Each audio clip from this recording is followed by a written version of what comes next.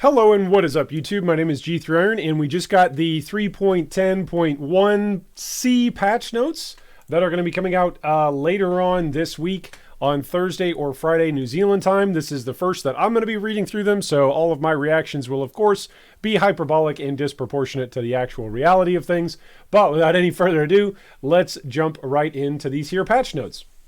Later this week, Thursday or Friday New Zealand time, we'll be releasing our patch, which contains further improvements to Delirium and some bug fixes. We've prepared a preview of what this patch contains by putting together the patch notes early. First off, Delirium improvements. Active Legion encounters now cause Delirium Mist to pause its movement during both the frozen phase and the combat phase. Previously, it was just the frozen phase. All right, I like that. Active Blight encounters now cause Delirium Mist to pause its movement while you are within a large radius of Blight portals, rather than the Ichor Pump. Oh, nice. This is because Blight portals can sometimes spawn very far away. Yes, we like that. That's good.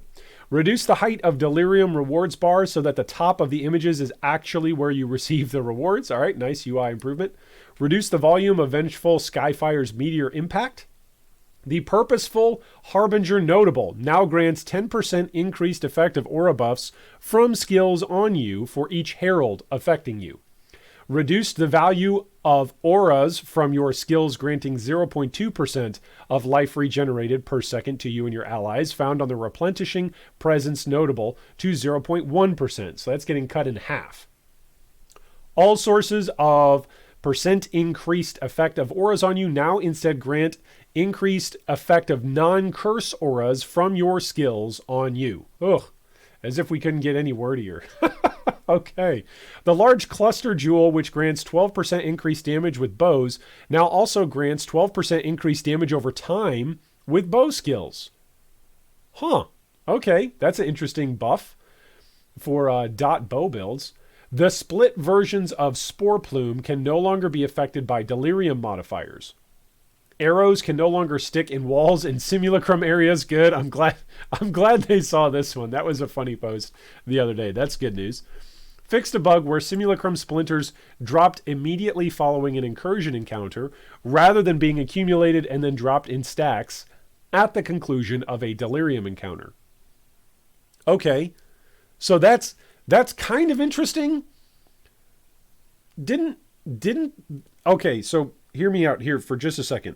Wasn't part of the rationale for like currency and all the items not dropping for Delirium and for a map, wasn't the original idea rejected to have everything drop at the end of the map because it could potentially crash stuff, right? And so they said, okay, we're going to kind of halfway do things. So some things will end at the end of a Delirium encounter, namely the rewards, but not everything that you kill. So that's kind of interesting. That almost feels like they're giving more into the idea that more things should drop at the end rather than during an encounter. Yeah, that's interesting. Fixed a bug where monsters that were killed while submerged below the ground couldn't drop simulacrum splinters. Okay, that's interesting. So if you killed stuff too fast, I'm thinking of those giant worm guys that come up and they've got like 16 different arms shooting out. So if you kill those guys as they were coming up, I guess they were supposed to drop splinters and they weren't. Fixed a bug where placing a map and a simulacrum into a map device and then activating the map device would consume both items rather than display an error. Fixed a bug where offhand attacks were sometimes not being made when using the hollow palm technique keystone. Okay.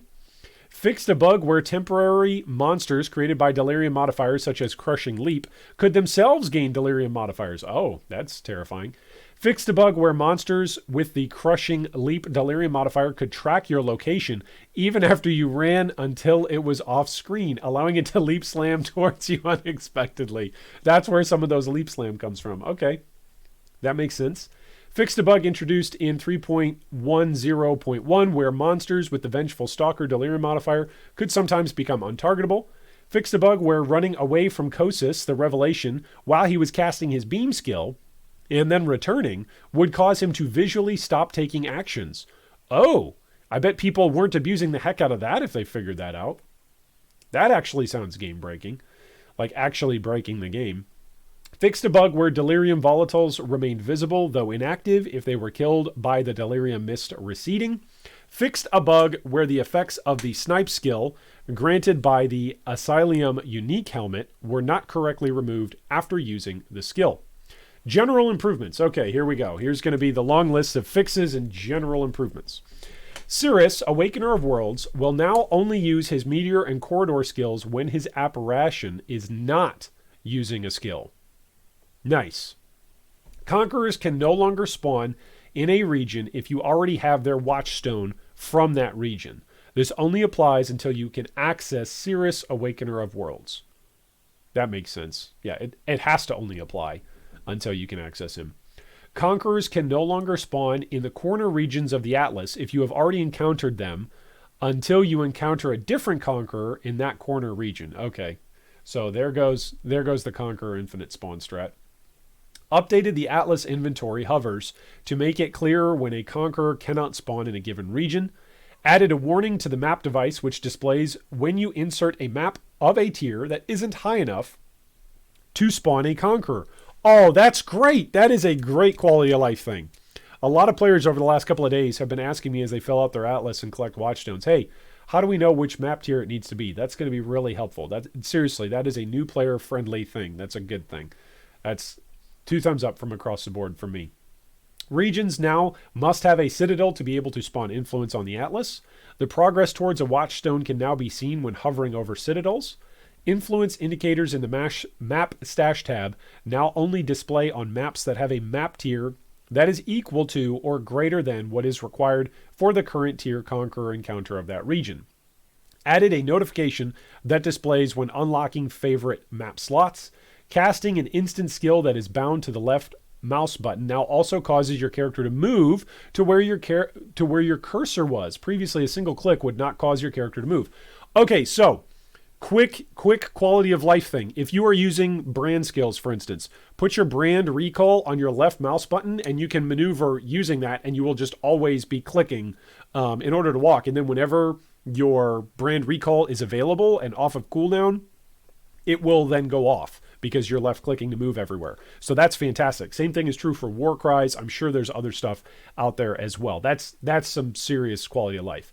Improved performance in the library tile sets, re-enabled Hector Titicus, Eternal Servant's charge skill, optimized the performance of the Challenger trophies, added audio to Divine Scorching Ray, which is also used by the Balefire unique Opal Scepter, updated audio of the Golden Bladefall effect and Demonic Bladefall effect microtransactions. I wonder if those are optimization audio changes.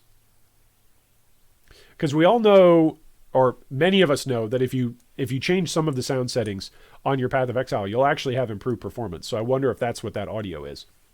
Fixed a bug where your character became invisible when teleported by Cyrus, Awakener of Worlds, into his maze while you were using Celestial Leap Slam. Okay, awkward. Maybe that's what happened to Oak. Maybe that's why Oak is like invisible or something is going on with his skin. Fixed a bug which granted access to the Cirrus Awakener of Worlds encounter after obtaining 16 Watchstones rather than the intended 20 Watchstones. Yeah, that's game breaking. Fixed a bug where the displayed amount of life that you had could become out of sync with the actual amount of life that you had, causing it to appear as though you were not at full life. That happened all the time to me last league. Not so much this league, but if that was still going on, I'm glad they fixed it. Fixed a bug where skills supported by both Arrow Nova support and High Impact Blast Chain Mine supports didn't create projectiles when the payload arrow impacted the ground. Okay, so that's actually going to be a buff to that playstyle. A big time damage boost there. Fixed a bug introduced in 3.10 where increases and reductions to damage with claws wasn't being applied when unarmed while using the Ringworld's Curse unique amulet. Oh! I'm glad they fixed the bug because a whole bunch of people want to use Ringwalds while using unarmed. Like for instance, the featured build that we showed off last week.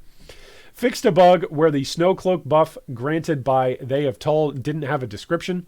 Fixed a bug introduced in 3.10 where Molten Shell's reflected damage was not scaled down correctly in PvP combat. Ooh, that's spooky.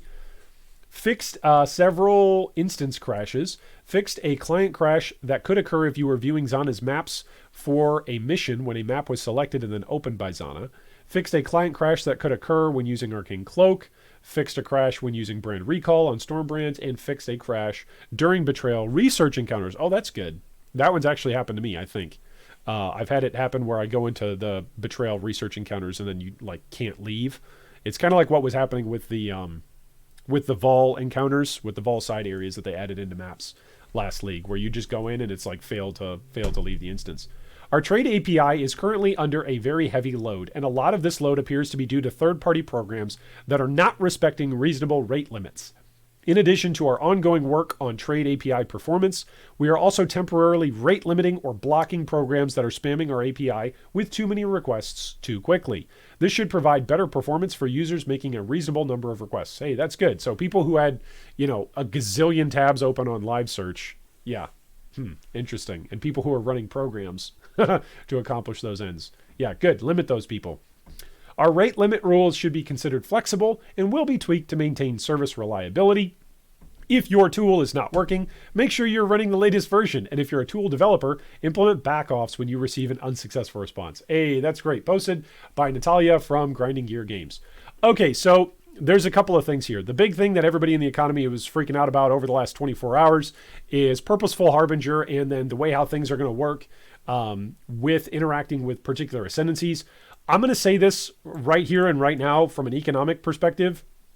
This entire build that takes advantage of and utilizes multiple different heralds in order to stack damage and stacked aura effectiveness, that's still going to be really, really good. So don't be shocked over the next week or two, and be wise in what it is that you are selling off. Like, there have been a lot of people in our G3 community and in other communities that have just been like, super duper frustrated with this particular nerf and with this particular change. If this change is impacting your build economically, basically you've bought into this particular build, just hold your horses for just a second, okay? The builds are not going to be dead. For those of you who are playing as a Guardian, it's probably not going to be nearly as tanky as what it was. That being said, the damage is still going to be there and still going to be quite effective. For those of you who are looking to pivot off of that, you could simply stay as a Guardian, because Guardian is still going to be one of the tankier ascendancies to do this on. You could swap over and level up an Elementalist. You could also use an Assassin. You could even use a Juggernaut if you want to go with another defensive-oriented ascendancy, and then use the rest of your passive tree and your notable stacking for Heralds to then give you offensive abilities. So there's lots of options here. Also, I've talked to a couple of players who are even using Deadeyes and then stacking Heralds on Deadeyes because they've got Tailwind already built into their character. So there's plenty of options here. That's what I'm going to say. Aura stacking on Guardians is dead in the way that it was available prior to this upcoming patch on Thursday or Friday New Zealand time. But it's going to be very, very strong on all sorts of different ascendancies, including Guardian, just not in the way that it was strong before. Anyway, feel free to leave a comment down below, and I hope that today is the day a Mirror of Calandra drops for you. Thanks for watching that video. If you'd like more information on any of our discussion points today, you can see them down below in the video description. If you'd also like to join our Discord or support our Patreon, you can do so with the links down below. Thanks again, and big shout out to all of our Patreon supporters.